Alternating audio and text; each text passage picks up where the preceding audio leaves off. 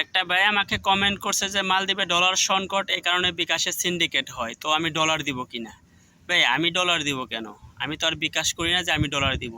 মালদ্বীপে কিন্তু ডলার সংকট এটা নতুন কিছু না, এটা অনেক পুরাতন সমস্যা। মালদ্বীপে যখন আপনার 15,000 বা 20,000 শ্রমিক ছিল তখনও ডলার সংকটই ছিল। আজকে মালদ্বীপে 1.5 লাখ শ্রমিক আছে, তাও ডলার সংকট। এবং কি যদি আজকে মালদ্বীপ 2 লাখ বা 2.5 লাখ শ্রমিকও হয়, তাও এই ডলার এইভাবেই চলবে। আচ্ছা বুঝলাম মালদ্বীপে ডলার সংকট, ঠিক আছে, এটা মেনে নেওয়া যায়। মালদ্বীপে ডলার সংকট, যেরকম আমাদের চাহিদা ওই রকম আমরা ডলার পাচ্ছি না, ঠিক আছে।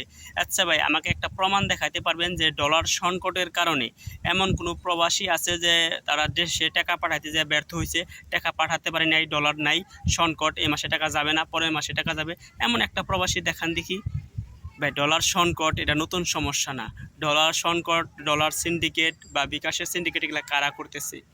আপনি এই লোকগুলা খুঁজেন, একটু চিন্তা করে ভাবেন। আপনি এখন আপনার কাছে $500 আছে, আপনি একটু খোঁজ নিয়ে দেখেন, আপনি $500 দাম চান, দাম চাওয়া মাত্র যে কোনো বিকাশ সিন্ডিকেট এসে নিয়ে যাব। প্রয়োজনে 50 টাকা বেশি বা কম সেটা বিষয় না, কিন্তু নিয়ে যাব। ডলার আপনার কাছ থেকে ছাড়বে না। আপনাকে যদি একজন 2,000 টাকা দাম বলে, আরেকজন মনে করেন 2100 টাকা দিয়ে নিয়ে যাবো, আরেকজন 2100 বলে, আরেকজন 2200 টাকা দিয়ে নিয়ে যাবে। তাহলে ডলার সিন্ডিকেট কেন করতেছে? এরা নির্দিষ্ট নিয়ম করুক যে আমরা 1700-র বেশি দিয়ে ডলার কিনবো না, দেখি কীরকম হয়। এরকম হবে না ভাই। ডলার আজকে আপনি মুখ দিয়ে বের করবেন যে আমার কাছে $500 আছে, দেখবেন অলরেডি আপনার কাছে 15 জন লোক যায় হাজির ডলার কেনার জন্য। সিন্ডিকেট কারা করতেছে? 15 জনের মধ্যে যার কাছে টাকা বেশি সেই কিনতে পারবে।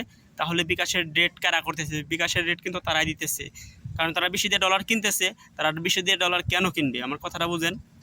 কারণ আমরা তো এমন কোনো ব্যর্থ না যে টাকা পাঠাতে ব্যর্থ হইতেছি, তা না তো। প্রত্যেকটা মাসে আমাদের টাকা যাইতেছে, টাকা পাঠাইতেছি। তাহলে ডলার সংকট, ঠিক আছে, ডলার সংকট কোথায়? আমি তো দেখি না ডলার সংকট। প্রত্যেক মাসে আমরা টাকা পাঠাইতেছি, দিতে পারতেছি, বিকাশে যাইতেছে টাকা। তাহলে ডলার সংকট কোথায়? কোথায় ডলার সংকট?